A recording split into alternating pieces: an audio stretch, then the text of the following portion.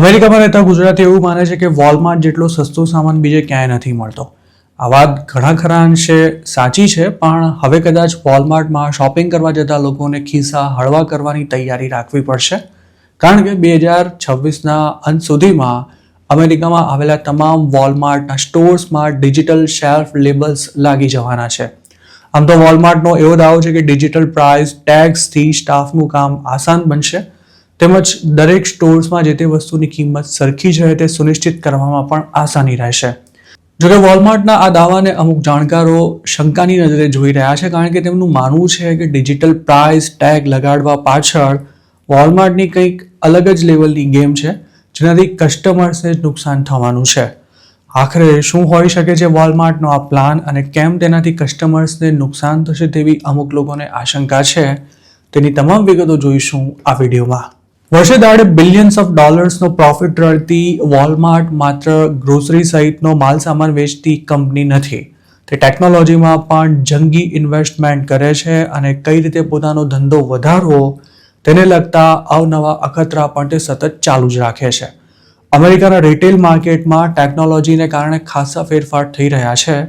તેવામાં Walmart digital price tag મારફતે પોતાના સ્ટોર્સમાં ડાયનેમિક પ્રાઇસિંગ લાગુ કરશે તેવી આશંકા છે. મતલબ કે જે વસ્તુની ડિમાન્ડ વધારે જણાશે તેની કિંમત પણ ઓટોમેટિક વધી જશે અને તેમાં એ રીતે સુધારા વધારા કરાશે કે કસ્ટમર્સને તેની ગંધ સુદ્ધા નહીં આવે. જો કોઈ પ્રોડક્ટની કિંમતમાં વોલમાર્ટ 10 સેન્ટનો વધારો કરે તો કસ્ટમર્સને તેનાથી કોઈ ખાસ ફરક નથી પડવાનો, પણ કંપનીને તેનાથી મોટો ફાયદો થશે. આ જ કારણ આપીને ઓરેગનના સેનેટર જેફ મર્કલી અને ન્યૂ મેક્સિકોના સેનેટર બેન રે લુઆન એક બિલ ઇન્ટ્રોડ્યુસ કરી ડાયનેમિક પ્રાઇસિંગ પર પ્રતિબંધ મૂકવાની કોશિશ કરી રહ્યા છે. આમ તો અમેરિકામાં છેલ્લા 50 વર્ષમાં ગ્રોસરી શોપ્સમાં કોઈ ખાસ ફરક નથી પડ્યો. પ્રોડક્ટ્સ પર લાગેલા પ્રાઇસ સ્ટીકર્સની જગ્યા હવે ભલે બારકોડ્સે લીધી હોય, પણ તેને બાદ કરતા મોટાભાગની વસ્તુઓ લગભગ સરખી જ રહી છે. જોકે હવે વોલમાર્ટ જેવી મોટી કંપનીઓ ટેકનોલોજીનો યુઝ કરી પોતાનો બિઝનેસ વધારવા માટે અટપટી વ્યવસ્થા ઊભી કરી રહી છે. વોલમાર્ટની સાથે ક્રોગરે પણ કંઈક આવું જ કરવાની શરૂઆત કરી દીધી છે.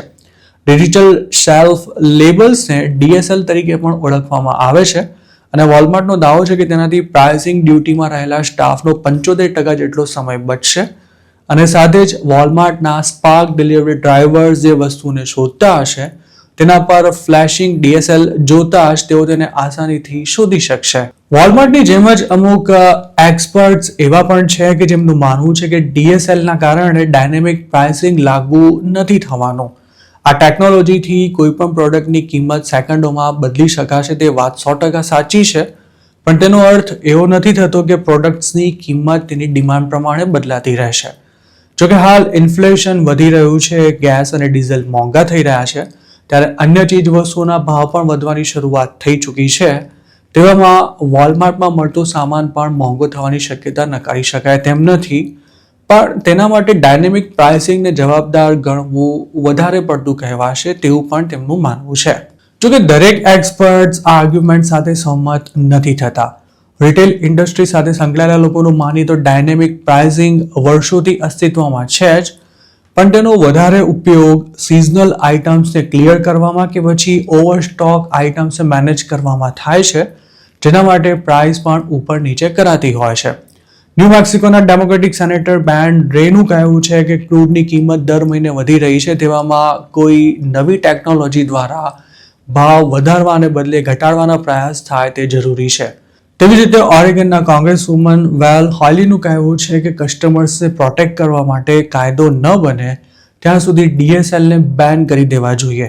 તેમનું એવું પણ કહેવું હતું કે હાલ ભલે DSLનો ઉપયોગ સર્ચ પ્રાઇસિંગ માટે ન થતો હોય, પણ તેનો આ પ્રકારે યુઝ નહીં જ થાય તેની શું ગેરંટી છે? વાઇટિયર કોલેજમાં ઇકોનોમિક્સ ભણાવતા પ્રોફેસર રોજર વ્હાઇટનું આ અંગે એવું કહેવું છે કે DSLથી પ્રાઇસિંગની પ્રોબ્લેમ ઊભી થવાના પૂરા ચાન્સ છે જ. આમ તો એરલાઇન્સથી લઈને રાઇડ શેર પ્લેટફોર્મ્સમાં ડાયનેમિક પ્રાઇસિંગ અમલમાં છે જ, તેવામાં વોલમાર્ટ સહિતના રિટેલર્સ પણ હવે તેને લાગુ કરવાનું ટાળી શકે તેમ નથી અને તેનાથી આ કંપનીઝનો પ્રોફિટ વધશે તેમજ કોસ્ટમાં ઘટાડો થશે. યુએસનું નેશનલ રિટેલ ફેડરેશન આ ટેકનોલોજીને સપોર્ટ કરી રહ્યું છે, જ્યારે United Food and Commercial Workers International યુનિયને તેની વિરુદ્ધમાં સ્ટેન્ડ લીધું છે. કેટલાક સ્ટેટ્સ પણ તેના પર પ્રતિબંધ મૂકવા વિચારી રહ્યા છે, જેમાં પેન્સિલ્વેનિયા સૌથી આગળ છે, જ્યારે ન્યુયોર્કમાં પણ એલ્ગોરિધમ પ્રાઇસિંગ ડિસ્ક્લોઝર એક્ટ અમલમાં છે જ. શું વોલમાર્ટ ડિજિટલ સેલ્ફ લેબલથી કસ્ટમર્સના ખિસ્સા ખંખેરશે કે પછી સ્ટાફની કોસ્ટ બચાવી પોતાનો નફો વધારશે? આ અંગે આપનું શું માનવું છે તે અમને કમેન્ટમાં ચોક્કસ જણાવજો.